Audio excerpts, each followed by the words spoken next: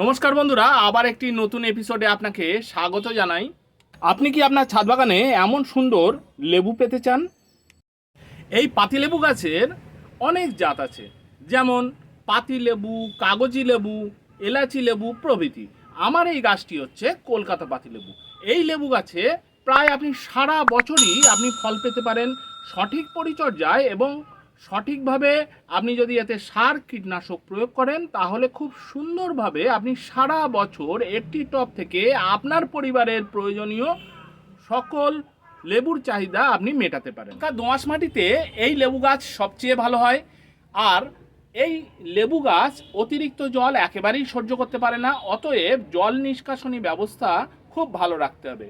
যে মাটিতে হিউমাসের পরিমাণ বেশি সেই মাটি এই লেবু গাছের ক্ষেত্রে আদর্শ। এবার আসি, এই লেবু গাছে এমন লেবু পেতে কেমন সার দেবেন। আমরা স্বাভাবিকভাবে দুই ধরনের সার আমরা ব্যবহার করি, একটি জৈব সার এবং অপরটি অজৈব সার। প্রথমে বলবো জৈব সারের বিষয়ে। আপনি জৈব সার হিসাবে সরিষার খোলের জল অবশ্যই দিতে পারেন। এই সরিষার খোল পচা জল আপনি সপ্তাহে একদিন করে পাতলা করে ব্যবহার করবেন।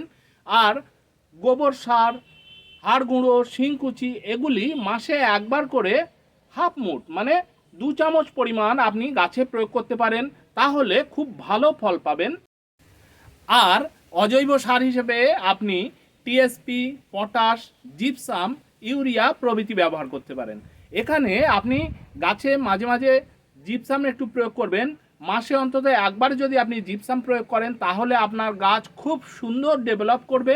আর 10 থেকে 20 গ্রাম আপনি 15-20 দিন অন্তর অন্তর আপনি গাছের মাটিকে ভালো করে একটু নিড়ানি দিয়ে খুব সুন্দর করে মাটির সাথে ওই সারটিকে মিশিয়ে দেবেন।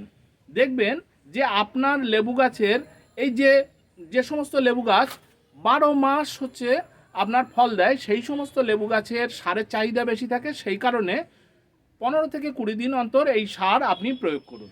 আর হ্যাঁ, রাসায়নিক সার কিন্তু আপনি সবকটি সার, আমি যে কটি সার বললাম সবকটি সার কিন্তু আপনি একসাথে মিশিয়ে দেবেন না, তাহলে একটি সার অপর সারের সাথে বিক্রিয়া করতে পারে।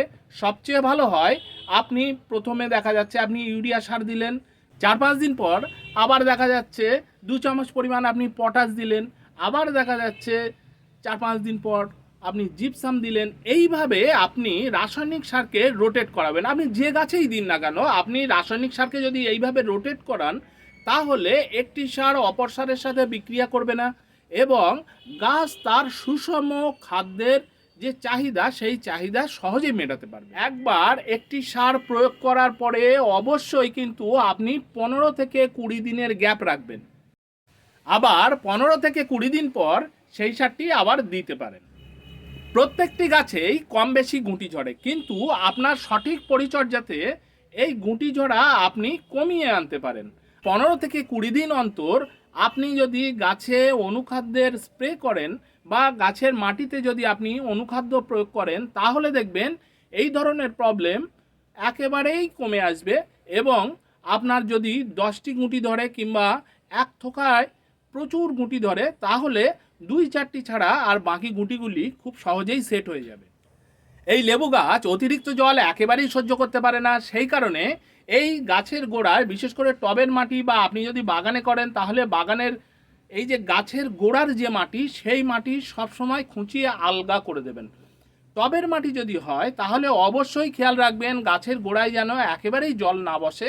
এবার সংক্ষেপে এই লেবু গাছের রোগ পোকা সম্পর্কে আলোচনা করি। এই রোগ পোকাকে দূরে রাখতে আপনি ডাইমিথয়েট 30%, যেমন ট্যাপগড়, অনুগড়, রোগড় এই ধরনের কীটনাশক আপনি 15 দিন অন্তর আপনি যদি গাছে স্প্রে করেন তাহলে দেখবেন আপনার গাছ সবসময় হেলদি থাকবে এবং আপনার গাছে কন্টিনিউ ফুল এবং ফল আপনি পেতে থাকবেন। কিন্তু একটি জিনিস খেয়াল রাখবেন যে এই লেবু গাছে যখন আপনি লেবু তুলবেন তার অন্তত 15-20 দিন কিংবা 20-25 দিন আগে থেকেই আপনি এই ধরনের কীটনাশক স্প্রে করা বন্ধ করে দেবেন।